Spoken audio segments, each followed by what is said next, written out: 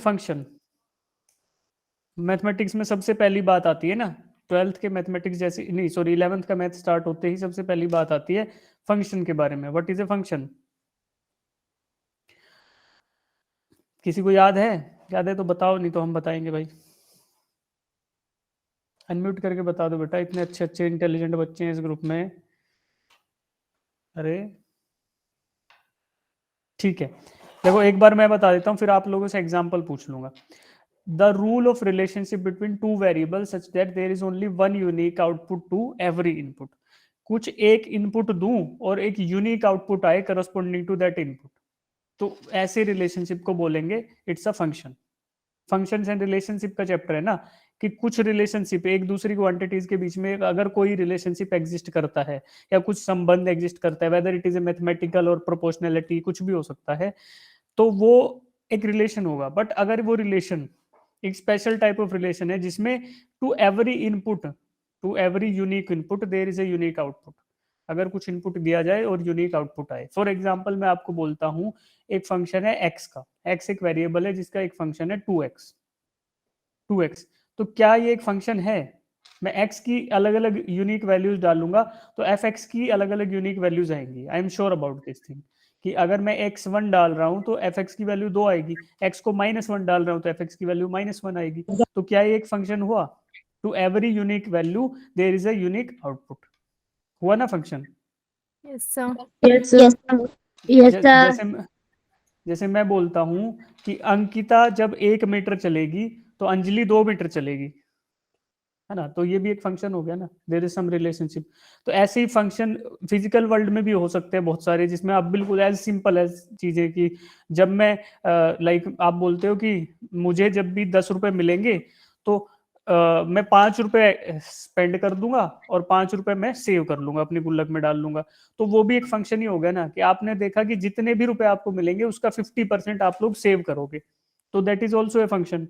क्योंकि जितना आपको इनपुट मिलेगा, to every unique input there is unique output. अगर आपको 10 रुपए मिले तो आप 5 सेव करोगे, आपको 12 मिले तो आप 6 सेव करोगे, 14 मिले तो 7 करोगे। तो these can be simple simple functions. अब ऐसे ही फंक्शंस को हम मैथमेटिकली लिखते हैं इसमें, फिजिक्स में, और उन्हीं को बाद में उन्हीं पे ऑपरेट करते हैं, उन्हीं पे ऑपरेट करते हैं। ऑपरेट मतलब कि जो अपनी इक्वेशंस आएंगी m1d m2d, उन सब में वो दो, वो essentially they are functions only.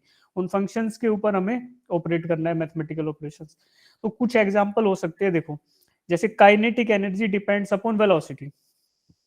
ये हमने पहले देखा कि यार काइनेटिक एनर्जी वेलोसिटी पे डिपेंड करती है, ऑब्जर्वेशन से आया, हमने अपने तर्क के आधार पे ये चीज लाइक फील करी, उसके ऊपर उसके बाद उसका मैथमेटिकल मॉडल डेवलप किया, जैसे हम फिजिकल वर्ल्ड में देख रहे थे। फिर हमने देखा kinetic energy is a function of V, भाई डिपेंड तो करती है। फिर देखा कि फंक्शन ऑफ वी है, क्यों? क्योंकि to corresponding to every value of velocity, जो हमारी वेलोसिटी होगी उसके करस्पॉन्डिंग एक यूनिक वैल्यू होगी काइनेटिक एनर्जी की, एक यूनिक वैल्यू होगी। तो यूनिक वैल्यू अगर हो रही है, this means we have a functional relationship, एक फंक्शन है वो। फिर देखा कि ये यूनिक है तो क्या हो गया, it's a function of v. और फंक्शन क्या है, तो इसको ऐसे लिख सकते हैं कि kinetic energy equals to some function of v, k is equal to f of v. V यहाँ पे velocity, velocity of the rigid body, कोई भी बॉडी है या पार्टिकल है उसकी वेलोसिटी वी है और उसका काइनेटिक एनर्जी है, that is a function of velocity. तो ये ऐसे स्टेप बाय स्टेप आए, ठीक है, तो ये तरीका हमें मिल गया। अब इसको लिखते टाइम क्या लिखेंगे, kinetic energy is a dependent variable and velocity is the independent. तो इंडिपेंडेंट वो होगा जो इनपुट एज ए इनपुट काम करेगा, और डिपेंडेंट क्या होगा, जो हमारे इनपुट पे डिपेंड करेगा। तो kinetic energy depend upon the velocity of the rigid body. भाई काइनेटिक एनर्जी डिपेंड कर रही है, this means it's a dependent variable. और किस पे डिपेंड कर रही है, वेलोसिटी पे, this means velocity is an independent variable. ठीक, तो ये सब हल्की फुल्की बातें हैं, और मेन बात ये है कि to every input there is a unique output. अगर ये एग्जिस्ट कर रहा है तो it's means it's a function. तो हम लोग ऐसे लिखा भी मिल सकता है मैथमेटिकल एक्सप्रेशन के तौर पे, या फिर जैसे मैंने आपको बताया कि मैं सेव करता हूँ 50% ऑफ माई अर्निंग, तो that is also A saving function for me.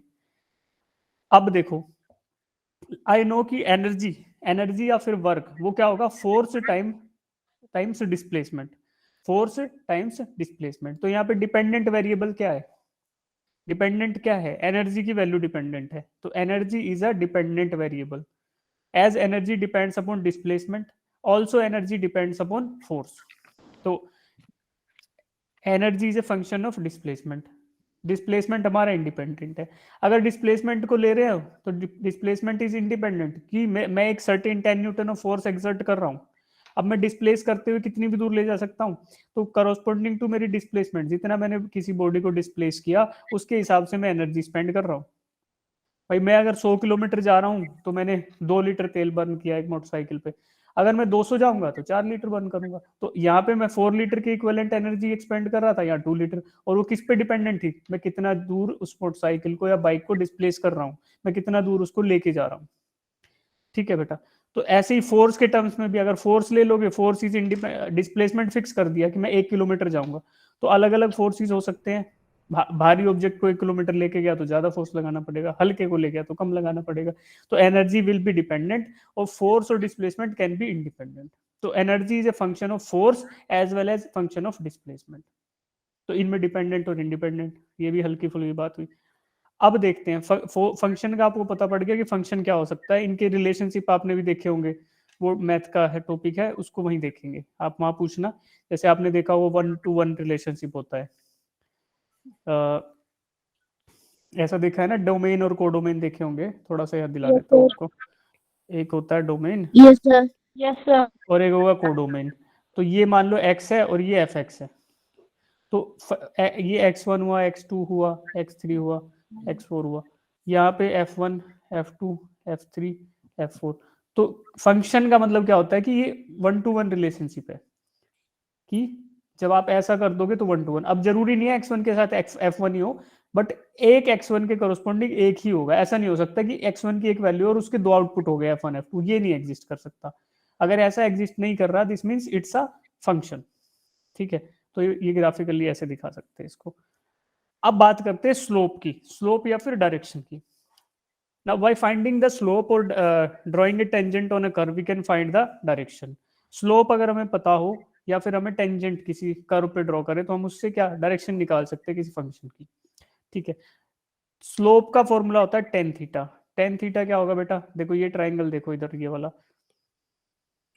ये वाला शेडेड ट्रायंगल, इसमें टेन थीटा क्या होगा, परपेंडिकुलर अपॉन बेस। तो उसको निकालोगे तो क्या होगा, वाई इंटरसेप्ट्स। भाई वाई इंटरसेप्ट्स क्या होते हैं, वाई एक्सिस पे जो ये लाइन इंटरसेप्ट डाले, अगर इसको प्रोजेक्ट करें, वाई प्रोजेक्शन, वाई पे प्रोजेक्शन, सॉरी इंटरसेप्ट नहीं है बेटा, यहाँ इंटरसेप्ट तो होता है कि एक्चुअल में काटे तो, बट यहाँ पे क्या है प्रोजेक्शन वाई में। तो उसकी वैल्यू क्या होगी, देर इज सम y2, भाई ये y2 था, ये ऊंचाई, और ये y1 है, तो y2 minus y1 is the projection of this line on X X Y axis. Similarly ये x2 माइनस x1 ये वाला, this is projection of this line on X axis. तो हम लोग क्या करेंगे to find out the theta value, तो हम y2 माइनस y1 को यानी कि परपेंडिकुलर को डिवाइड कर देंगे बेस से। बेस क्या है x2 माइनस x1, तो हमें यहाँ टेन थीटा पता पड़ेगा, और टेन थीटा को हम बोलेंगे स्लोप ऑफ दिस फंक्शन या स्लोप ऑफ दिस लाइन। ये जो हमें लाइन दिखी ये रेड कलर की, इसका स्लोप क्या है, it is tangent of this theta, tan theta. क्या होगा, ये परपेंडिकुलर है, ये बेस है। परपेंडिकुलर की वैल्यू मुझे पता है y2 माइनस y1 है, बेस की वैल्यू मुझे पता है कि x2 माइनस x1 है। ये हमने पुट करी तो हमें टेन थीटा पता चल गया, और टेन थीटा को मैं बोलूंगा स्लोप ऑफ दिस लाइन। अब स्लोप क्या है भाई, ढलान। ढलान पता है ना, घर के आगे भी स्लोप, ये हम तो जनरल भाषा में यूज करते हैं कि स्लोप है, हल्का स्लोप है, हैवी स्लोप है, पहाड़ पे है या खाई है उसमें कितनी ढलान है, तो वो हमें रिप्रेजेंट कर रहा है। लाइक टेन थीटा है, अगर थीटा कम होगा तो ये स्लोप की वैल्यू देखो, हाथ को देखो कम होगी, जैसे जैसे थीटा बढ़ता जाएगा टेन थीटा भी बढ़ता जाएगा। ठीक है, तो अब देखो ये हमें डिफाइन करता है स्लोप को, तो बस ये याद रखना है, tan theta is slope. Similarly we can find out tangent की डायरेक्शन। जैसे ये अगर किसी भी कर्व पे हम टेंजेंट ड्रॉ कर रहे हैं तो टेंजेंट से हमें क्या एक डायरेक्शन पता पड़ेगी ना। तो ये देखो ऐसे आप टेंजेंट्स ड्रॉ करके, tangent at any point gives the direction of displacement velocity acceleration vector. ये सब आप जब पढ़ेंगे मोशन में M1D में तो आप देखेंगे कि डिस्प्लेसमेंट वेलोसिटी इन सबके हमें पता पड़ती है with the help of tangent. Hence each point on a circular path is direction changes. जब वेलोसिटी होती है, देखो आपको एक चीज याद दिलाता हूँ कि एक कांस्टेंट स्पीड से सर्कुलर मोशन में मूव कर रहा है, तब भी हम बोलते हैं वहां पे वेलोसिटी चेंज हो रही है। तो यहाँ पे डायरेक्शन चेंज की वजह से वेलोसिटी चेंज होती है। किसी भी सर्कुलर पाथ में अगर कोई चीज मूव कर रही है तो it is continuously under N accelerated motion, it's continuously under N accelerated motion. तो ये सब चीजें हम जब सर्कुलर मोशन पढ़ाएंगे तो आपको और अच्छे से पता पड़ेगी कि वेलोसिटी, एक्सेलरेशन और ये सब यहाँ से डायरेक्शन से कैसे आता है। ठीक है, और अभी आपने पढ़ लिया है तो वैसे भी पता ही होगा कि एक टेंजेंशियल एक्सेलरेशन करके होती है, एक सेंट्रीपिटल एक्सेलरेशन होता है AC, और ऐसे होगा AT। तो ये होता ही है। अब बात करते हैं डिफरेंट टाइप ऑफ ग्राफ की। यहाँ तक का पार्ट था ये बेसिक सिंपल था, इसको बस सुन लिया इतना ही काफी है, बाकी छोड़ सकते हैं, इसको बाद के लिए कोई जरूरत नहीं है।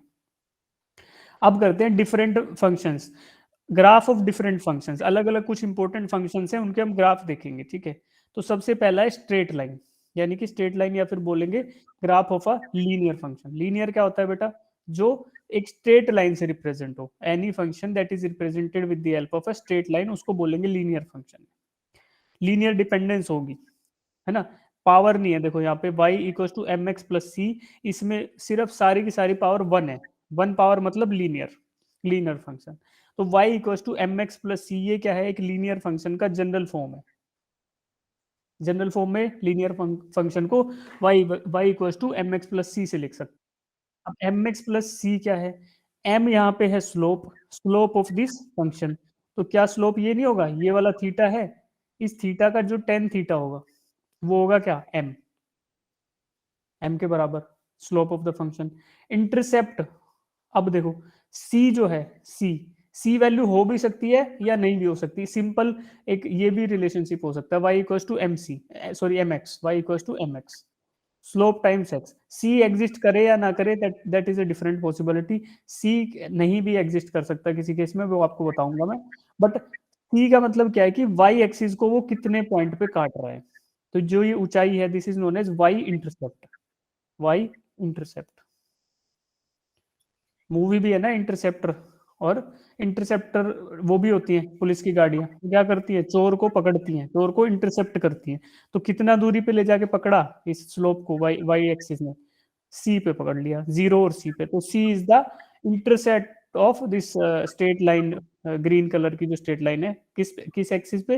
Y axis.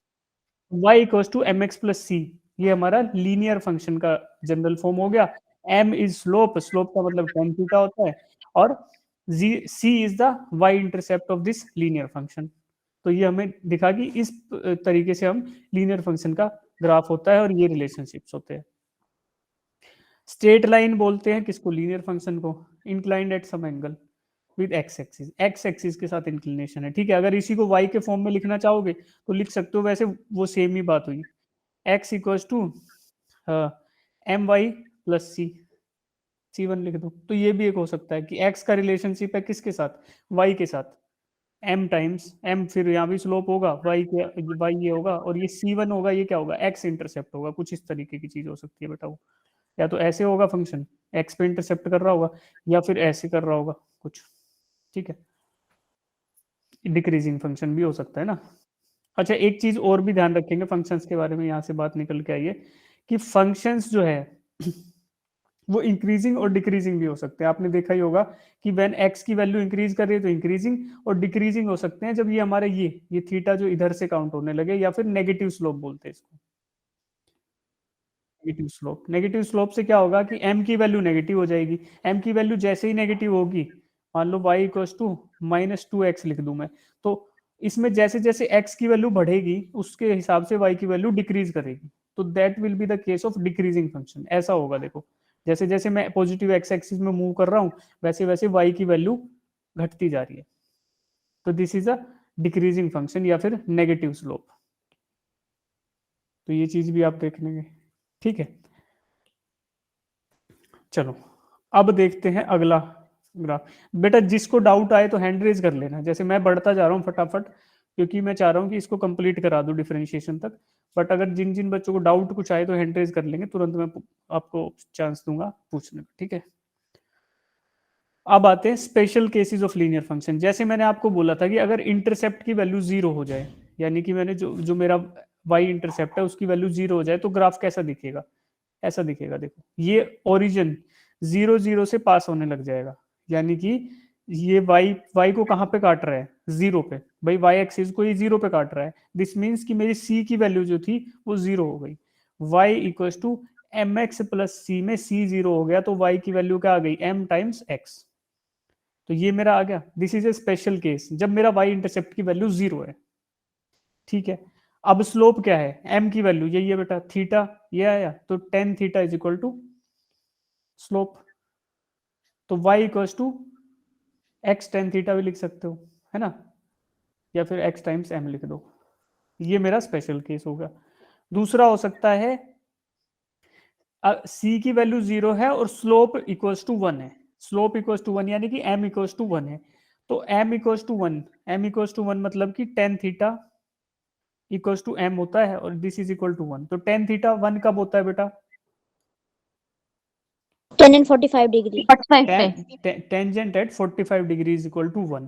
तो देखो, अगर मेरा y इंटरसेप्ट 0 है, यानी कि जो ग्राफ है वो y को 0 पे काट रहा है, ठीक है जी, 0,0 पे। अब ये जो एंगल है अगर ये 45 डिग्री का है, यानी कि implies tangent theta is equal to 1, है ना, इज इक्वल टू स्लोप। अगर मेरा स्लोप की वैल्यू 1 है, या फिर टेंजेंट थीटा की वैल्यू 1 है, या फिर मेरा थीटे की वैल्यू 45 डिग्री है, और इंटरसेप्ट जो y इंटरसेप्ट है दैट इज 0, तो ऐसे केस को बोलते हैं आइडेंटिटी फंक्शन। और इसको देखो, अगर आप वैल्यूज पुट करके भी देखो आइडेंटिटी फंक्शन की, तो मैंने बताया कि लीनियर फंक्शन आपका होता है y equal to M x plus c. अगर c की वैल्यू 0 है और m की वैल्यू 1 है, तो क्या y इक्वल टू एक्स नहीं हो जाएगा बेटा, ये कि जो Yes, input sir. x Yes, आएगा, sir. जो आप इनपुट डालोगे वही आपका आउटपुट हो जाएगा। फंक्शन में आपने जो इनपुट डाला, मैंने बोला 1 इज इनपुट तो आउटपुट इज 1, 2 इज इनपुट तो आउटपुट इज 2। तो ऐसे फंक्शन को बोलते हैं identity function, y equals to X. ऐसे फंक्शन को बोला आइडेंटिटी फंक्शन। उसका ग्राफ कैसा होगा, स्ट्रेट लाइन होगी passing through origin with angle of 45 degree with positive x axis, X axis positive x axis है 45 डिग्री, और ये ग्राफ ऐसा बन देगा। आप बनाते ही आए हो, बचपन से बना रहे हैं हम ये वाला ग्राफ, तो ये होगा। तो ये स्पेशल केस किसके हुए, लीनियर फंक्शन के स्पेशल केसेस हो गए हमारे। अब देखो, अब इनवर्स फंक्शन हो सकता है। पहले था ये लीनियर फंक्शन देखा आपने, लीनियर फंक्शन में आपने आइडेंटिटी फंक्शन देखा। अब उसका उल्टा हो जाए आइडेंटिटी वाले का, कैसा, कि y इक्वल्स टू 1/x हो जाए, कि जितना आप x डालोगे उसका विपरीत, यानी उसका 1/y x टाइम्स जो है वो y आएगा। तो that is known as inverse function. Inverse function का ग्राफ क्या होगा बेटा, देखो, जैसे x की वैल्यू बहुत छोटी होगी, जैसे जैसे x की वैल्यू बहुत छोटी होगी, very small value of x, तो y की वैल्यू की टेंडेंसी है कि y बहुत हाई होगा। देखो यहाँ पे x था, पॉजिटिव x एक्सिस में छोटी वैल्यू थी, तो y की वैल्यू इन्फिनिटी को टच करने को हो रही है ना, very large value. As x tends to 0, तो y tends to infinity, y की वैल्यू प्लस इन्फिनिटी को अप्रोच करेगी। जैसे जैसे x 0 को अप्रोच करेगा, वैसे वैसे y की वैल्यू प्लस इन्फिनिटी को अप्रोच करेगी। तो ऐसा फंक्शन क्या है, this type of function is called as inverse function. और उसको लिखेंगे mathematically, y equal to 1/x लिख देंगे, और y इक्वल टू 1/x लिख देंगे, और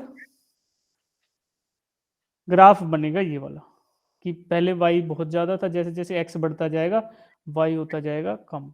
ठीक, as x tends to infinity, जैसे जैसे x इंफिनिटी को टेंड्स करेगा, तो y की वैल्यू क्या होगी, y की वैल्यू विल Zero. बी 0, है ना। तो जैसे x बढ़ेगा इंफिनिटी की तरफ, y की वैल्यू बढ़ जाएगी 0 की तरफ। अच्छा बेटा, ये टेंड्स टू का मतलब पता है कि टेंड्स टू क्या होता है, मैं आपको लिखूं कि x टेंड्स टू 0, या फिर लिखूं x इक्वल्स टू 0, इन दोनों बातों में फर्क क्या है। सर x टेंड्स टू 0 का मतलब सर जो वैल्यू है 0 के बहुत मतलब पास है, और x इज इक्वल टू 0 मतलब x के लिए 0 ही है। 0 ही है, ठीक है। अब इनको कहने का तरीका होता है, जैसे कि मैं बोलूं कि यार आप बोलो मेरे को कि सर आपके पास कितने पैसे हैं, मैं बोलूं बेटा मैं बहुत गरीब आदमी हूँ, मैं बहुत बहुत बहुत गरीब आदमी हूँ, ठीक है, एक बात ये बोलता हूँ। दूसरा बोलता हूँ कि बेटा मेरे पास एक भी रुपए नहीं है, ठीक। तो बहुत बहुत बहुत गरीब का मतलब है कि कुछ तो पैसे होंगे लेकिन बहुत कम होंगे, तो इसी का मतलब है कि x टेंड्स टू 0, कि x वैल्यू 0 तो नहीं है पर 0 जैसी ही है, और x इक्वल्स टू 0 का मतलब है 0। अब इनका डिफरेंस कहाँ आता है, देखो बेटा, अगर y इक्वल्स टू 1/x मैंने बोला और बोल दिया x इक्वल्स टू 0, तो क्या y डिफाइंड रहेगा, भाई y इक्वल्स टू फिर 1/0 हो जाएगा, x की वैल्यू जैसे ही मैं इसमें डालूंगा, तो y इक्वल्स टू 1/0, क्या y फिर डिफाइंड वैल्यू रहेगी? मैथमेटिकली अनडिफाइंड हो जाएगी। Yes sir. 1/0 is an undefined value. तो फिर मेरा जो ये ग्राफ बनाना है, या फिर मैथमेटिकली मैं जो एक्सप्रेस कर रहा हूँ कि इनवर्स फंक्शन जैसी कोई चीज होती है, उसका ग्राफ ये होता है, उसको mathematically y equals to 1/x लिखता हूँ, ये सब व्यर्थ हो जाएगा।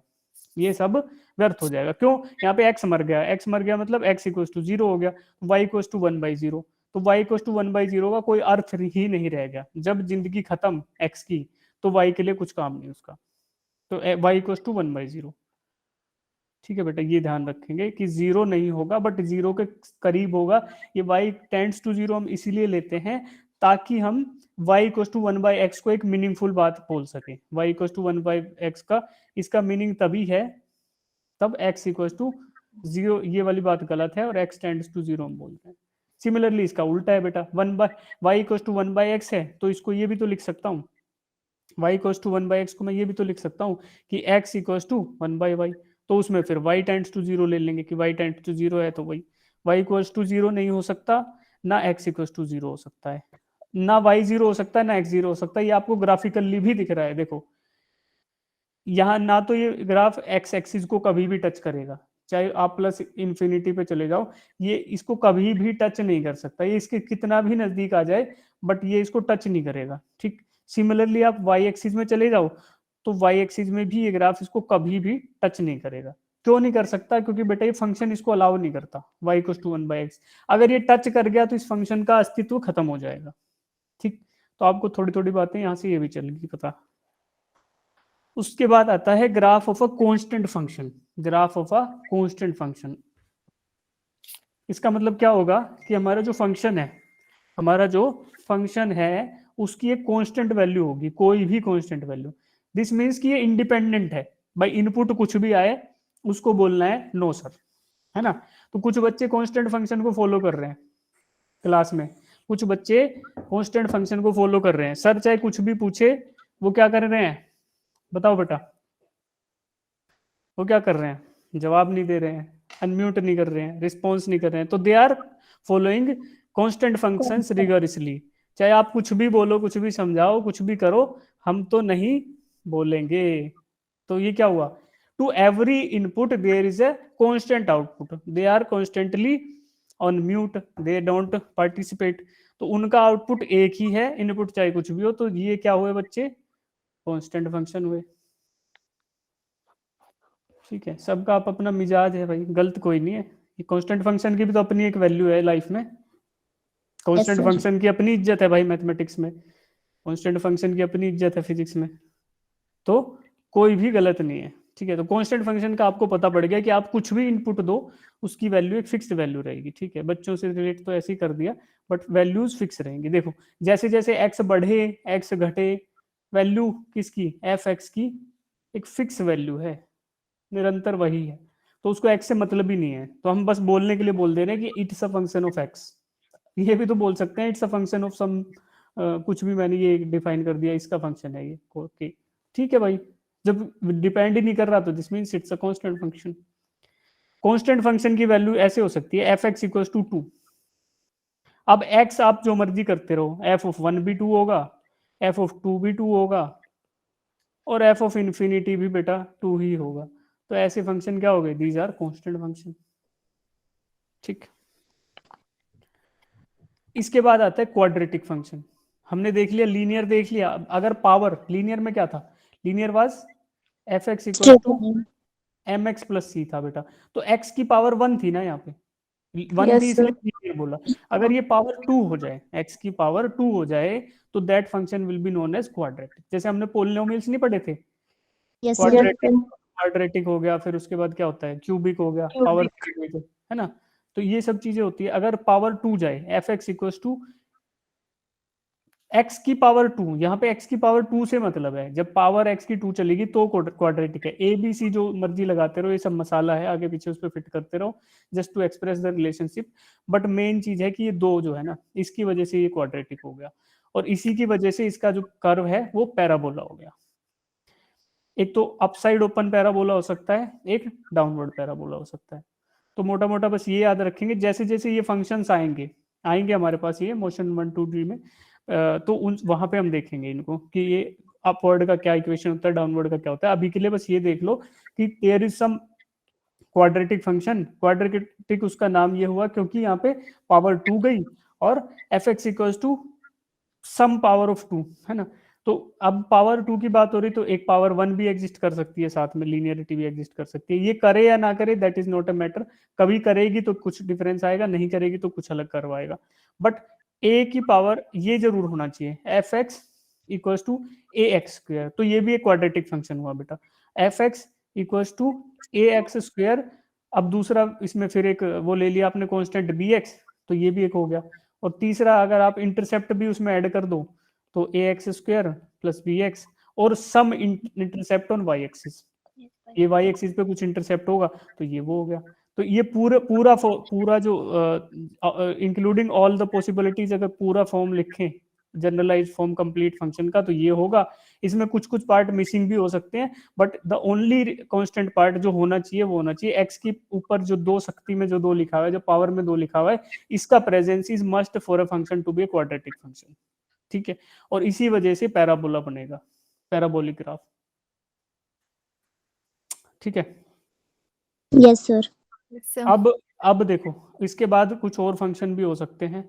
ये बैटरी लो किसकी होगी भाई, अच्छा हाँ, तो इसके अलावा कुछ और फंक्शंस हो सकते हैं, graph of exponential and logarithmic functions. Exponential function क्या होता है, e to the power x, ये होगा एक्सपोनेंशियल फंक्शन।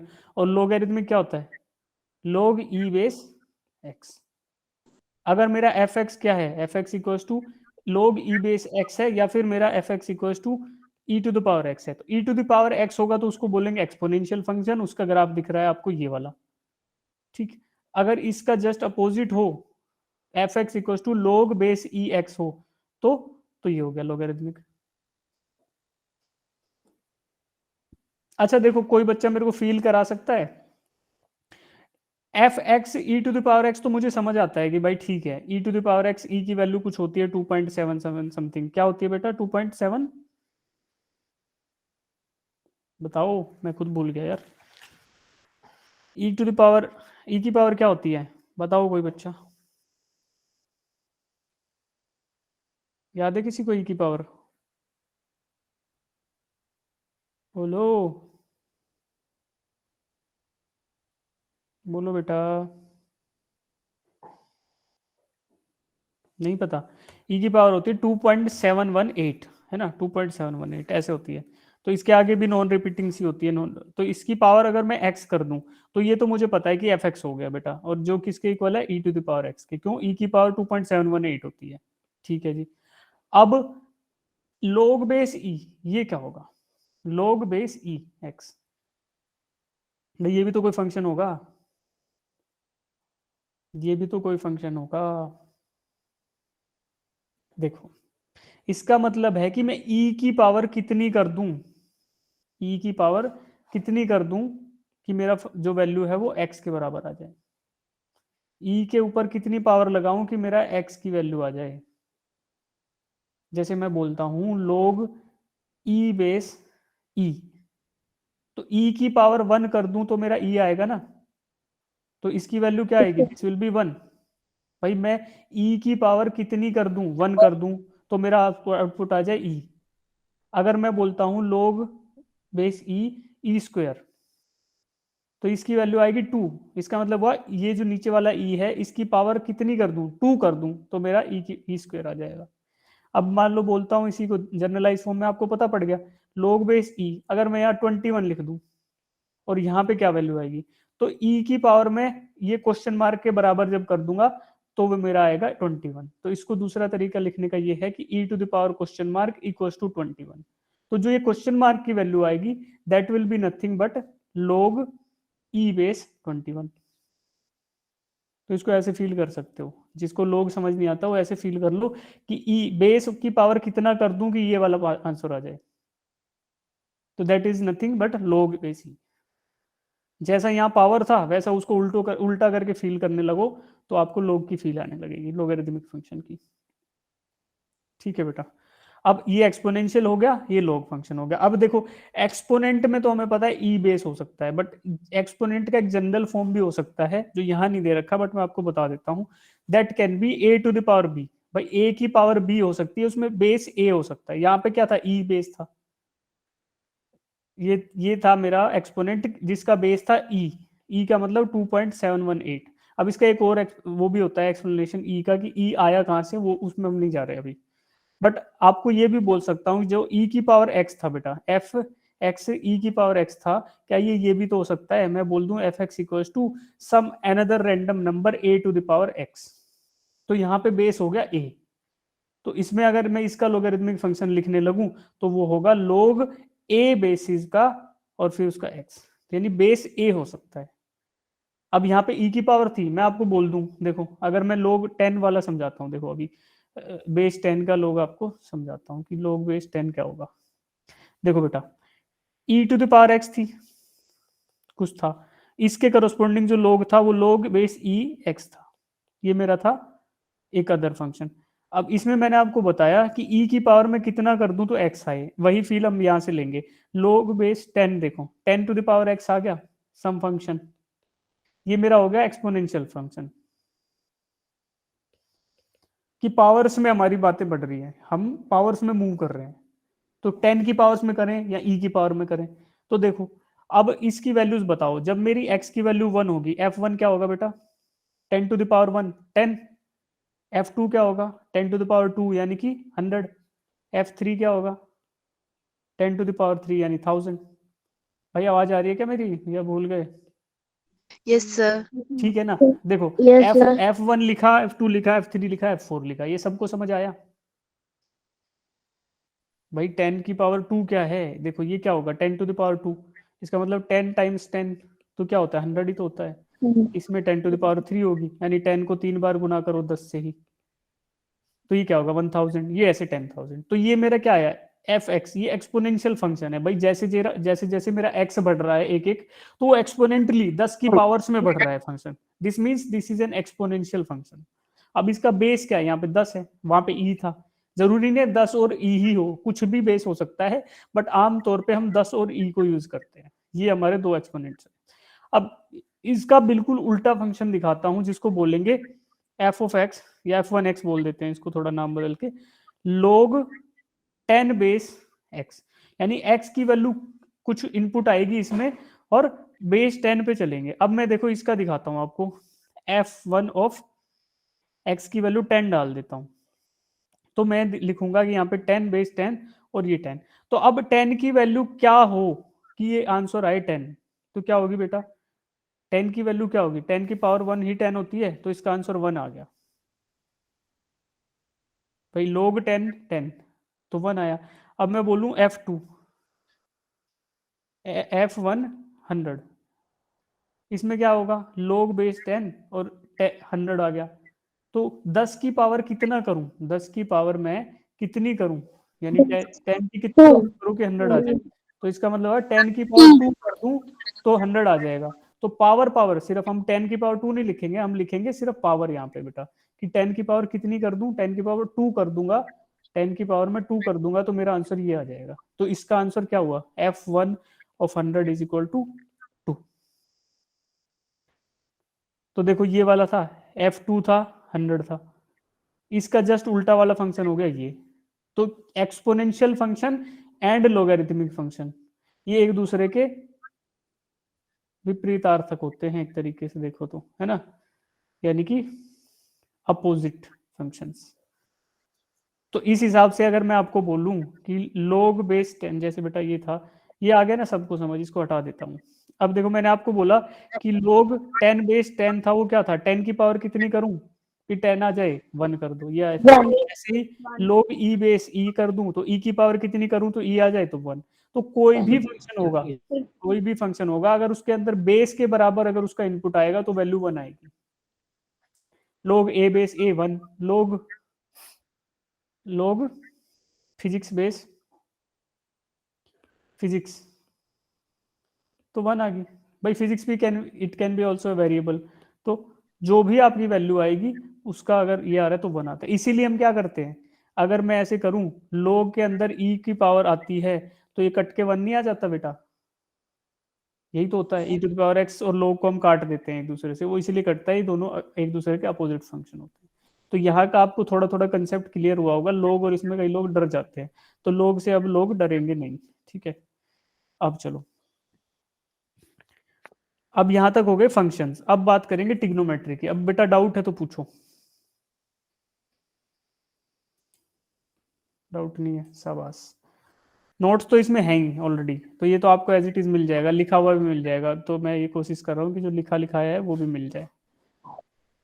ओके जी, फिर अब आते हैं टिग्नोमेट्री में। टिग्नोमेट्री में सबने देखा है कि ये खेल चलता है, हाइपोटेन्यूज, ठीक है, अपोजिट साइड, एडजेसेंट साइड, या इसको बोलेंगे। तो देखो, ये है थीटा, एडजेसेंट साइड हो गई, यानी कि ये बेस हो गया। अपोजिट साइड मतलब थीटा के जस्ट अपोजिट वाली, ये हो गया परपेंडिकुलर, और ये हमें हाइपोटेन्यूज पता ही है। तो एक ऐसे ट्राइंगल के अंदर थीटा डिफाइंड है, तो हम लोगों ने क्या पढ़ा ट्रिग्नोमेट्री के हिसाब से कि sine theta will be opposite side upon hypotenuse, यानी कि परपेंडिकुलर अपॉन हाइपोटेन्यूज, ठीक है बेटा। कोस थीटा पढ़ा, यानी कि एडजेसेंट साइड मतलब base upon hypotenuse. Tan theta मतलब पढ़ा कि परपेंडिकुलर अपॉन बेस। तो ये सबको पता है ना, ये चीजें, ये फॉर्मूले हम सबको पता है। अब देखो, sign theta, cos theta, tangent theta. अब इसके अलावा एक ही टेबल मैंने इंक्लूड कर दिया, ये सब लोग याद कर लेंगे तो आपको यहीं से मिल जाएगी सीधी सीधी। 0 पे 30, 45, 60, 90, यहाँ तक तो सबको याद होती है। 3 वैल्यू और याद कर लो, 180, 270, 360। कर सको तो ठीक है, नहीं तो फॉर्मूला से भी आ जाती है, कोई ऐसी बड़ी दिक्कत इसमें है नहीं। तो ये तो सब लोगों ने रट ही रखी होगी 90 तक तो, sign theta, cos theta, tan theta, मतलब ये वाली फिगर, ये वाली टेबल तो, ये तो मस्ट है। ये वाली जो रेड के अंदर आ गया ना, इसका एक सब पार्ट कि sign theta, cos theta, tan theta, कब तक? 90 डिग्री तक। ये तो रटना ही रटना है, इसके अलावा स्वैच्छिक है, जितना आपको अच्छा लगे उतना रट लो। अब देखो, इसके अलावा कुछ कुछ फंक्शंस आते हैं। Sine of minus theta minus sine theta होगा, cos of minus theta cos theta होगा, tan of minus theta minus tan theta होगा। ये अगले स्लाइड पे देखेंगे भी क्यों होगा, बट रट लो तो ज्यादा बेटर है।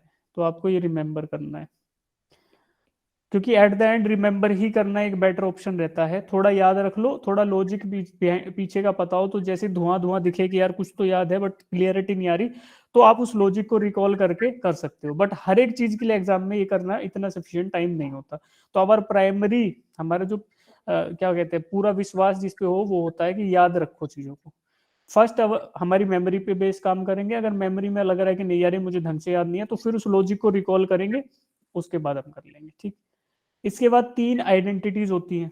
आइडेंटिटी मतलब कुछ क्या बोलते हैं, फॉर्मूले मान लो, एक sort of sine square theta plus cos square theta equals to 1, number 1। दूसरा 1 plus tan square theta equals to secant square theta, और 1 plus cot square theta equals to cosecant square theta. ये 3 चीजें, इनको भी याद करना होगा। ये 3 फॉर्मूले, ये तो हो गया बेसिक ट्रिग्नोमेट्री की बातें। तो ये तो बेयर मिनिमम है, ये तो चाहिए चाहिएगा बेटा। तो ये आपको फॉर्मूला पता है sign theta cos theta tan theta का, ये मैं आपको अभी बताऊंगा अगली स्लाइड पे ये कहां से आया, और ये 3 चीजें आपको याद करनी है, ठीक है। इसके अलावा ये टेबल है, टेबल में 180 की वैल्यू याद कर लो तो बहुत अच्छा है, ताकि कई बार ये काम आ जाती है, अदरवाइज निकालना भी आप लोगों को आ जाएगा। अब देखो, अब हमें पता है ये कुछ इंपॉर्टेंट एंगल्स याद करने का तरीका आपको बताया गया है, ठीक है। पहला ट्राइंगल देखो 45 डिग्री का, जिसमें ये एंगल 45 डिग्री है, दूसरा एंगल ये भी 45 डिग्री है, ठीक है। अब तीसरा एंगल क्या होगा? तीसरा एंगल बेटा हमेशा 90 डिग्री होगा। जिस भी ट्राइंगल में हम साइन थीटा कोस थीटा और टेन थीटा ये सब निकालते हैं, उसका एक बेसिक रिक्वायरमेंट होता है कि it is a right angled triangle. तो एक एंगल तो हमारा हमेशा 90 डिग्री होगा, उसके अलावा 2 एंगल कुछ भी हो सकते हैं depending upon the values of sine theta and cos theta. तो एक जो मोस्टली आपको एग्जाम्स में मिलेगा वो ये मिलेगा मैक्सिमम टाइम, कि एक वैल्यू, ये एक साइड 1 होगी, दूसरी 1 होगी, तो 1 और 1 हो जाएंगी, बेस भी 1 परपेंडिकुलर भी 1, तो उसका हाइपोटेन्यूज क्या होगा? √2, क्योंकि ये पाइथागोरस थ्योरम लग सकती है ना एक राइट एंगल ट्राइंगल में, hypotenuse square equals to perpendicular square plus base square. तो h square equals to 1 square plus 1 square, और एच इक्वल्स टू √2। तो एक ये हो गया। ऐसा आपको आमतौर पे मिलेगा। 45 डिग्री और 45 डिग्री मिलेगा। कैसे बेटा? साइन ऑफ 45 देखो इसमें, ये साइन थीटा मान लूं मैं, इसका साइन निकालूं इस वाले का, तो इट विल बी 1/1/√2, 1/√2, हाँ ये होगा। This will be sine of theta, और थीटा का मतलब 45 डिग्री, साइन 45 इक्वल टू 1/√2। तो ये चीजें सब फॉर्मूला वेरीफाई हो जाएंगे, बट ये कुछ कॉमन ट्रायंगल्स है जो आपको आमतौर पे एग्जाम में मिलेंगे देखने के लिए। तो आप बस ये वैल्यूज थोड़ा इनके चित्र को दिमाग में ध्यान रख लेना कि यार 45 आ रहा है, इसका मतलब इस रेशियो में हमारी साइड्स एग्जिस्ट करती है, एक 1 होगी तो दूसरी 1 होगी तो दूसरी √2 होगी। अब 1 के मल्टीपल में ये 3 भी हो सकती है, ये भी 3 हो सकती है, तो ये 3√2 हो जाएगी। तीनों को 3 से मल्टीप्लाई कर दो। स्केल अप और स्केल डाउन हो सकता है, तो मिनिमम स्केल ये रहेगा 1/1√2। ठीक, तो आप एक तो ये याद रख लो थोड़ा सा, इसका फोटो चित्र। दूसरा ट्रायंगल आपको ये मिल सकता है जिसमें एक एंगल होगा 30 डिग्री का, दूसरा एंगल 60 डिग्री का। अब ये ट्रायंगल नहीं मिलेंगे आपको, रिलेशनशिप्स मिलेंगे एंगल के फॉर्म में कि थीटा साइन 30 निकालो, साइन 45। तो अगर ऐसे रिलेशनशिप्स एग्जिस्ट करें तो आप ध्यान रखो कि परपेंडिकुलर बेस और hypotenuse they are existing in these ratios 0, √3 और 2। इस रेशियो में अगर वैल्यूज आ रही है तो 30 डिग्री, 60 डिग्री, ये सब एग्जिस्ट कर रहा है बेटा। ठीक, अब तीसरा और इंपॉर्टेंट, ये तो चलो आपको वैल्यूज भी याद होंगी टेबल से दोनों की। अब तीसरा इंपॉर्टेंट है, इसको मैजिक ट्रायंगल बोल दो एक तरीके से। तो यहाँ पे क्या होगा, कई बार आपको पूछा जाएगा कि 37 डिग्री, साइन ऑफ 37 डिग्री आपको फाइंड आउट करना है। साइन ऑफ 37 डिग्री, अब आप हो जाओगे धुआं। जैसे ही आपको बताया जाएगा कि साइन ऑफ 37 निकालो, कैसे निकालोगे? ना तो हाफ एंगल फॉर्मूला से निकलेगा, ना जो आपने रटाया उससे निकलेगा, कैसे भी नहीं निकलेगा। तो इसके लिए क्या काम आएगा? Magic triangle. इसमें आप ध्यान रखो कि अगर आपको 37 डिग्री पे वैल्यू निकालनी है या फिर 53 डिग्री पे वैल्यू निकालनी है, तो दिल दिमाग में ये बात होनी चाहिए कि ये एक ऐसा मैजिक ट्रायंगल है जिसमें एक साइड 3 होगी, एक साइड 4 होगी और एक साइड 5। 3 4 5, 3 4 और 5, ऐसे ट्रायंगल में जो एंगल बनते हैं that will B 37 degree and 53 degree. और ये तो 90 है ही अपना प्यारा एंगल, राइट एंगल ट्रायंगल है क्योंकि। तो 37 degree and 53 degree if we wanted to find out, तो वी हैव टू रिमेंबर कि भैया ये होना चाहिए 3 4 एंड 5। तो अब खेल खत्म, बस इतना याद रख लो कि 3 4 और 5 है। अब मैं पूछता हूँ बेटा साइन 37 क्या होता है, तो ये है angle. Sine 37 will be sir perpendicular upon hypotenuse. तो क्या लिखोगे? साइन 37 इक्वल्स टू, बताओ, 3/5 हो गया ना? सर अब ये कैसे याद रहेगा कि 37 के सामने वाला 3 था कि 53 के सामने वाला 3 था? देखो, अगर कम खुला है, अगर चोंच कम खुली है तो, चोंच कम खुली हुई है, किसी पक्षी की चोंच कम खुली हुई है तो छोटा मेंढक आएगा ना उसके मुंह में। अरे, तो 37 डिग्री पे चोंच खुली है तो एक छोटा मेंढक आएगा जो कि 3 के बराबर है। 53 थोड़ा चौड़ा मुंह खोल लिया तो 37 से बड़ा वाला आ गया। तो 53 के सामने वाला बड़ा मेंढक है यानी 4 है, 33 चोंच कम खुली है तो 3 है। तो ऐसे याद रख लो इसको कि थोड़ा कम खुला है तो उसके सामने। वैसे ये बेसिक लॉजिक है बेटा, इसमें भी आपको ना बस थोड़ा मैं ये बता इसलिए रहा हूँ कि आपको चीजें वहां पे याद आ जाए थोड़ी सी। वैसे तो बेसिक सी बात है कि यार 37 है तो ऑब्वियसली ये वाली साइड बड़ी होगी और ये वाली साइड छोटी होगी क्योंकि इसका एंगल ये छोटा है। 53 के सामने 4 आएगा, 37 के सामने 3 आएगा। बस ये आप याद रख लो कि ऐसे एंगल जिसमें 37 डिग्री की बात हो और 53 डिग्री की बात हो, उसके अंदर जो साइड्स होगी दैट विल बी 3 4 एंड 5। बाकी तो सब आप एडजस्ट कर ही लोगे। और इस ट्रायंगल को नाम दे दिया एक फैंसी सा नाम जिसको बोलेंगे मैजिक ट्रायंगल। तो इसकी हेल्प से आप ये सब निकाल पाओगे, साइन 37, कोस 37, साइन 53 और कोस 53। देखो बताओ मेरे को एक बात बता भी दो, क्या क्या वैल्यूज आएंगी बताओ। साइन ऑफ 37 क्या आएगा? 0.60। नहीं वैसे बता दो, डेसिमल नहीं, बस यहाँ से देख के बताओ। 3/5। 3/5 कोस 37 क्या आएगा बेटा? कोस ऑफ 37 जब 37 आएगा तो 4/5। जब 37 आएगा मतलब कि एडजेसेंट वाली साइड यानी कि base is 4/5। Sine of 53, sine of 53 क्या आएगा? साइन इसके अपोजिट वाला देखो 4 है यानी परपेंडिकुलर अपॉन हाइपोटेन्यूज। और कोस 53 ये 3/5। तो यहाँ से आपको पता पड़ गया। अब इनकी वैल्यूज आप निकालते जाओ। जैसे आपने बताया था बेटा 3/5 is nothing but 0.6, 4/5 is nothing but 0.8, ये 0.8 और ये 0.6। वैल्यूज आ गई, खत्म बात। ठीक, नहीं तो धुआं हो जाते निकालते निकालते 37 को और 53 को, आधा एग्जाम उसी में निकल जाता और पता चलता कि हो गया भाई गलत। अब आती है एक और इम्पोर्टेंट बात, ये देखेंगे, आज लग रहा है ट्रिग्नोमेट्री ही पूरी होगी बेटा, ठीक, फिर कोई नहीं, एक लेक्चर और ले लेंगे इसमें। Variation of tangential ratios with quadrants, जैसे जैसे हमारी टी रेशियोज है उनका क्वाड्रेंट के साथ क्या वेरिएशन आएगा। तो इसके लिए एक सिंपल सा रूल आपने स्कूल में भी शायद पढ़ा होगा, इसी तरीके से पढ़ाते हैं सब लोग। क्वाड्रेंट 1 कौन सा है? क्वाड्रेंट 1 ए टॉप राइट क्वाड्रेंट को बोलते हैं ए, ठीक है।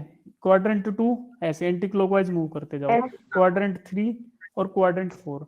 अब क्वाड्रेंट क्या होता है बेटा? We are dividing a plane into 4 parts, यानी we are dividing it into 4, और 4 का मतलब क्या होता है? क्वाड, क्वाड ना। यस तो सर। इसलिए आपने 4 भागों में उसको डिवाइड किया, 4 भागों में उसको बांट लिया, दिस मीन्स इसको क्वाड्रेंट बोल दिया। पहला भाग हो गया ए, दूसरा एस, टी और सी। अब ए है, ये 1 हो गया, अरे हाँ, ए वाला जो है ये 1 हो गया, 2 हो गया, 3 हो गया। तो 1 से 2 एंटी क्लॉकवाइज गए, 2 से फिर 3 नीचे आए, एंटी क्लॉकवाइज मूव कर रहे हैं हम इस येलो एरो की डायरेक्शन में, जो येलो आपको दिख रहा है कि इसकी डायरेक्शन में। अब इसमें याद करने का तरीका है कि after school we go to college ना, है ना। आफ्टर स्कूल कहाँ गए? To college. तो आफ्टर आफ्टर आएगा फर्स्ट क्वाड्रेंट में, फिर स्कूल टू कॉलेज। अब आफ्टर का ए उठा लो, स्कूल का एस उठा लो, टी का टेंजेंट उठा लो टी, और सी का कॉलेज उठा लो, कॉलेज का सी उठा लो। तो फर्स्ट क्वाड्रेंट के मतलब के अंदर आया आफ्टर, आफ्टर से ए उठाया, ए का मतलब all the 3 sine cos and tan they are positive, यहाँ पे ऑल पॉजिटिव। ए का मतलब ऑल पॉजिटिव, एस का मतलब केवल साइन पॉजिटिव, साइन जो थीटा है ये पॉजिटिव होगा। टी टू वाले टी में यानी कि टेंजेंट खाली पॉजिटिव होगा, और कॉलेज मतलब यहाँ पे कोसिकेंट, कोस जो है वो पॉजिटिव होगा। अब कोस अगर पॉजिटिव हो रहा है तो ऑब्वियस सी बात है कि सीकेंट यानी 1 बाय कोस भी पॉजिटिव होगा। साइन अगर पॉजिटिव है मतलब 1 बाय साइन भी पॉजिटिव होगा, और टेंजेंट अगर पॉजिटिव है तो 1 बाय टेंजेंट यानी कोटेंजेंट भी पॉजिटिव होगा। और अगर तीनों के तीनों पॉजिटिव है, साइन कोस और टेन, तो इसका मतलब कोसिकेंट सीकेंट और टेंजेंट ये भी पॉजिटिव होंगे। समझे ये बात? Yes sir. इसको याद Yes, रखने का sir. तरीका आपको ये समझ आ गया। अब Yes, sir. क्वाड्रेंट के अंदर देखो, क्वाड्रेंट को डिफाइन किस हिसाब से किया जाता है? With the help of angle. हम एंगल की मदद से भी क्वाड्रेंट को डिफाइन करते हैं। जब हमने स्टार्ट किया, we are starting with positive x axis, यानी कि यहाँ पे पॉजिटिव एक्स एक्सिस है ना, थोड़ी सी फील करो उसको भाई, एंगल तो हम पॉजिटिव एक्स एक्सिस से ही मेजर कर रहे हैं, तो यहाँ से हमने मेजर करना स्टार्ट किया। तो इस वाले पॉइंट को हम क्या ले सकते हैं? इट इज 0 और 360 डिग्री, 0 या फिर 360 यहाँ मानेंगे इस पे, पॉजिटिव एक्स पे। फिर यहाँ से जब मेजर करना स्टार्ट करेंगे एंटी क्लॉकवाइज डायरेक्शन में, जो येलो कलर का आपको एरो दिख रहा है, तो एक वैल्यू आएगी हमारी 90 degree, positive y axis will be 90 degree. फिर नेगेटिव एक्स एक्सिस की तरफ जाएंगे तो 180 डिग्री आएगा, और नीचे गए तो 270 डिग्री, 270 डिग्री, 270 डिग्री। अब देखो, मैं आपको कुछ वैल्यूज दूंगा एंगल्स की, वो आप बताना कौन से क्वाड्रेंट में एग्जिस्ट करती है बेटा, ठीक है? ध्यान से बताना।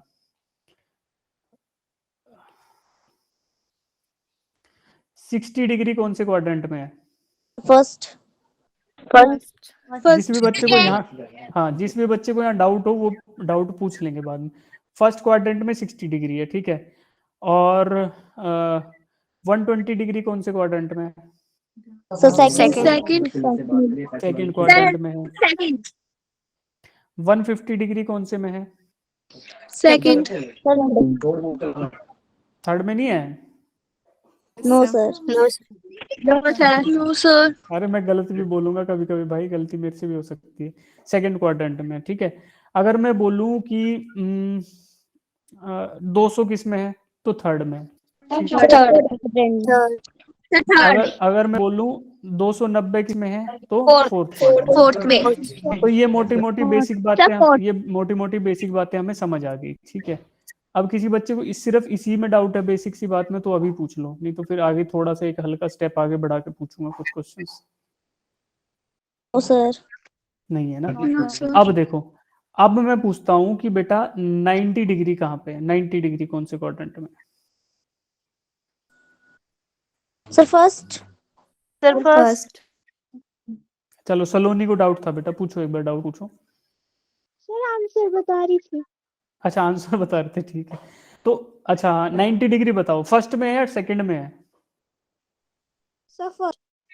फर्स्ट। कितने बच्चों को First. लगता है सेकंड में है? नहीं। और कितने बच्चों को लगता है ना ये फर्स्ट में ना ये सेकंड में है, एक्सिस के ऊपर है? हाँ ये सही है, ये बात सही है कि ये ना फर्स्ट में है ना सेकंड में है, ये दोनों के बीच में एग्जिस्ट करता है, ठीक है। अब ये तो आ गया कि नहीं पता क्वाड्रेंट एक्सिस के ऊपर है। अब मैं आपको दो चीजें और बताता हूँ। जैसे हम लोगों ने x टेंड्स टू पढ़ा था ना, कि x टेंड्स टू 0, ऐसे ही देखो उसी तरीके की फील लेंगे यहाँ से कि 90 प्लस 90 से थोड़ा सा ज्यादा वो वैल्यू कौन से में एग्जिस्ट करेगी? तो सेकंड क्वाड्रेंट। सेकंड क्वाड्रेंट में। सेकंड में अगर मैं ये बोलूँ 90 माइनस 90 से थोड़ा सा कम, तो कौन? First quadrant. अब आपको समझ, बस यही चीज मैं बताना चाह रहा था कि अगर मैं बोलूं कि 90 प्लस थीटा, अभी थीटा ये कहाँ एग्जिस्ट करेगा? ये 90 प्लस second. थीटा सेकंड में एग्जिस्ट सेकंड करेगा। में। सेकंड। और 90 माइनस थीटा बोलूं तो वो फर्स्ट। फर्स्ट में exist। फर्स्ट। ठीक है। अब थीटा की वैल्यू कुछ भी हो सकती है भाई, ऐसा नहीं है कि थीटा की वैल्यू कुछ रैंडमली कुछ भी हो सकती है। मैं थीटा बोल दूं 270, 90 माइनस 270, तो मैं उल्टा घुमा के लाऊंगा। बट आम तौर पे हम क्या करते हैं, ये थीटा हम 90 से छोटा रखते हैं। भाई अगर मेरे को सेकंड क्वाड्रेंट में बताना है किसी एंगल को, तो मैं 90 प्लस थीटा लिख दूंगा। और वही अगर मेरे को थर्ड में बताना है, तो in respective of writing 90 plus 110 मैं क्या करूंगा कि 180 प्लस 10 लिखूंगा बेटा, ठीक है। मतलब अगर मेरे को थर्ड क्वाड्रेंट में कोई चीज बतानी है, तो क्या मैं उसको नहीं लिख सकता 90 प्लस 1 110 डिग्री? अब यहाँ पे थीटा की वैल्यू 110 हो गई, तो दोनों जोड़ के क्या हुआ 200 डिग्री। 200 डिग्री थर्ड क्वाड्रेंट में एग्जिस्ट करता है। But in respective of writing this में एक अच्छा तरीका ये होता है लिखने का 180 डिग्री प्लस थीटा 20 डिग्री, ऐसे लिखूंगा अगर मेरे को यही चीज डिफाइन करनी है। तो आमतौर पे हम 180 शिफ्ट कर लेंगे ताकि हमें क्वाड्रेंट का थोड़ा आइडिया हो जाए। तो तरीका तो ये भी सही है कि 90 प्लस 110 लिख दूं, और तरीका ये भी सही है 180 प्लस 20 लिख दूं। दोनों थर्ड क्वाड्रेंट में एग्जिस्ट करेंगे। बट थीटा की वैल्यू जैसे हम 90 प्लस थीटा लिखते हैं, तो यहाँ पे थीटा का एक जनरल सेंस ये होता है कि यार ये थीटा 90 से कम होगा, और इसलिए हम क्वाड्रेंट बता पाए कि 90 प्लस थीटा का मतलब सेकंड क्वाड्रेंट है। नहीं तो थीटा अगर 110 हो जाए तो थर्ड में भी तो पहुंच गया। बट ऐसे लिखते नहीं है बेटा जनरली, ठीक है। तो ये एक फील रखो, जब हम फॉर्मूलाज में देखेंगे, जब थीटा आएगा तो उसका एक मतलब छुपा हुआ मतलब ये होगा कि 90 से थोड़ा सा कम एग्जिस्ट करेगी वैल्यू। तो ये मोटी मोटी बातें आपको सबको समझ आ गई है ना? अब कर लोगे कौन सा कहाँ पे पॉजिटिव है कैसे है, सब चीज आएगी। और नोट्स के तौर पे आपको ये नोट्स मिल जाएंगे, तो देखते रहना, कोई टेंशन नहीं है। चलो अब 2 मिनट और है, उसमें हल्का सा खेल और कर लेते हैं ट्रिग्नोमेट्री का। अब देखो वहां थीटा मैंने आपको बोला था, यहाँ ए फील करो उस थीटा को कि 90 माइनस ए, इसका मतलब फर्स्ट क्वाड्रेंट की बात हो रही है। 90 में से थोड़ा सा कम एंगल तो फर्स्ट क्वाड्रेंट, 90 में थोड़ा सा ज्यादा एंगल यानी सेकंड क्वाड्रेंट, 180 में थोड़ा सा ज्यादा थर्ड क्वाड्रेंट, या 270 में थोड़ा सा ज्यादा फोर्थ क्वाड्रेंट। उसको दूसरे टर्म्स में भी लिख सकते हैं। 0 और 360 डिग्री एक ही जगह एग्जिस्ट कर रहे थे, 0 और 360 डिग्री हमारे यहीं पे थे, एक ही पॉइंट पे। तो हम लोगों ने क्या किया, हमने क्या किया, अरे यार कुछ तो हुआ है, लग रहा है पेंसिल की बैटरी फिर खत्म हो गई। और बताया भी नहीं इसने, एक खत्म हो रही है, कुछ और हो गया यार अब तो लग रहा है।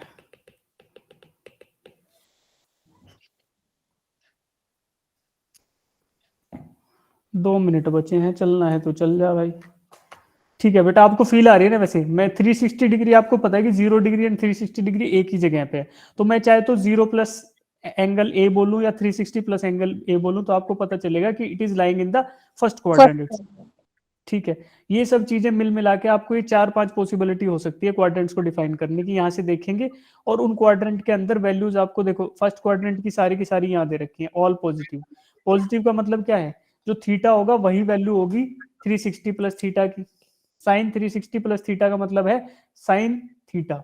360 प्लस थीटा मतलब 360 और 0 तो सेम थे ना, कोस 360 प्लस थीटा लिख लो या कोस 0 प्लस थीटा लिख लो, इसका मतलब कोस थीटा होगा। टेन 360 प्लस थीटा, ये टेन थीटा। ये 90 माइनस थीटा किया, 90 से घटा के लाए तो क्या हुआ, साइन चेंज हो गया बेटा, कोस थीटा हो गया। बट ये आया पॉजिटिव।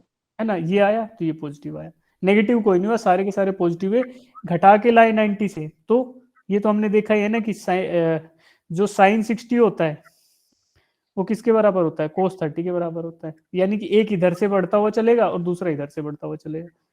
ठीक है, 45 डिग्री पे दोनों बराबर होते, कितना 1/√2। क्यों? क्योंकि एक ऐसे ट्राइंगल को डिफाइन कर रहे हैं जिसमें एक एक और √2 ये था 45 45। वो सब चीजें एक बार रिलेट करने लगोगे ना इन ट्राइंगल्स को, इसको इसको, तो आपको एक फील आने लगेगी कि हाँ यार कैसे वेरी कर रहा है।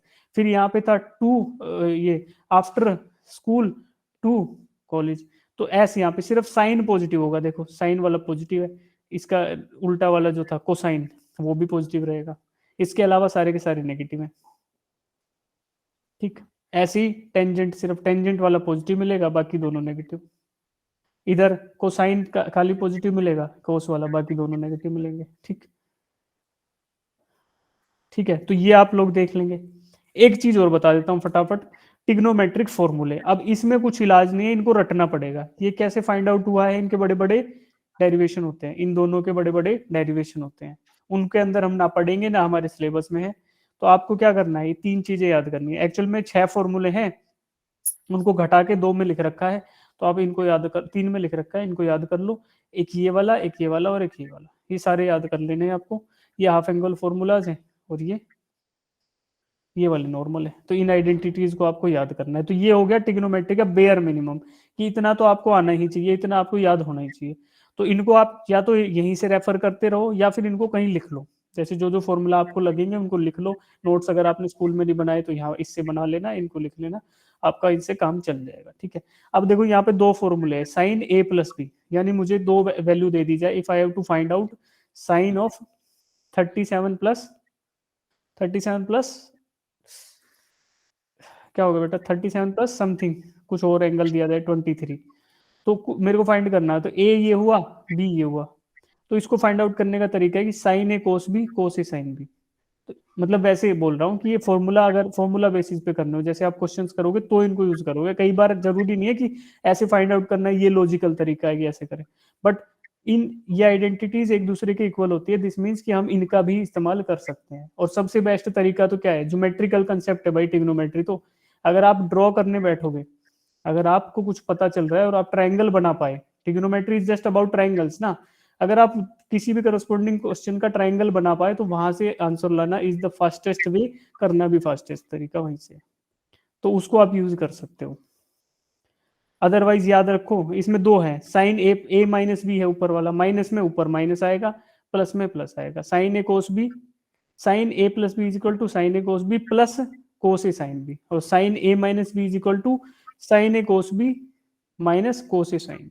इस ऐसे ही कोसाइन के 2 फॉर्मूले, ऐसे ही टेंजेंट के, और साइन 2 थीटा का 2 sine theta cos theta, cos 2 theta equal to cos square theta minus sine square theta, या फिर 1 माइनस 2 साइन स्क्वायर थीटा, या फिर cos 2 cos square theta minus 1। अब इस एक को याद कर लो, cos 2 theta equal to cos square theta minus sine square theta, बाकी आइडेंटिटी है। 1 को एक्सपेंड करके लिखोगे तो एक उड़ जाएगा, या तो कोस उड़ा लो या साइन उड़ा लो, तो 1 इसलिए आगे पीछे, आगे बनाएगा या इधर आएगा उसके हिसाब से एक कट जाएगा। हमें ये पता है ना, 1 equal to sine square theta plus cos square theta, तो इस हिसाब से बेटा एक काट सकते हो, इसमें से जो कटेगा उसके अपोजिट पे 1 लग जाएगा। तो बस ये वाला याद कर लो, बाकी ये याद तो है ही आपको, इनके बेसिस पे ये 2 आ जाएंगे।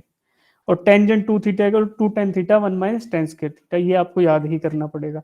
इनके डेरिवेशन हम कर सकते हैं लेकिन कोई फायदा नहीं है उनको करने का, और ना वो हमारे सिलेबस में है। अगर किसी को देखनी होगी तो शायद RD शर्मा की बुक में होते भी हैं, ये सब में ही होते हैं यार, ABC में भी होते हैं, मॉडर्न में भी होते हैं, RD में भी होते हैं, सब में ही होते हैं, वैसे देखोगे तो मिल जाएगा। तो अब ट्रिग्नोमेट्री तक का कौन कौन बच्चा रट लेगा, कर लेगा, बाकी क्वेश्चंस तो जैसे जैसे आते रहेंगे हो जाएगा। ठीक है, बाकी अब डिफरेंशिएशन इंटीग्रेशन बचा, कोशिश करूंगा इसमें थोड़ी जिफ वगैरह लगा के लाऊं, बट यार टाइम थोड़ा कम है। ये मैथ का टॉपिक है एक्चुअल में ना, नहीं तो हम M1D पे ही नहीं पहुंच पा रहे हैं, बड़ा कोशिश कर रहे हैं, बट यही है ना कि सब बच्चों को साथ लेके चलना इज इम्पोर्टेंट टास्क, इसलिए अब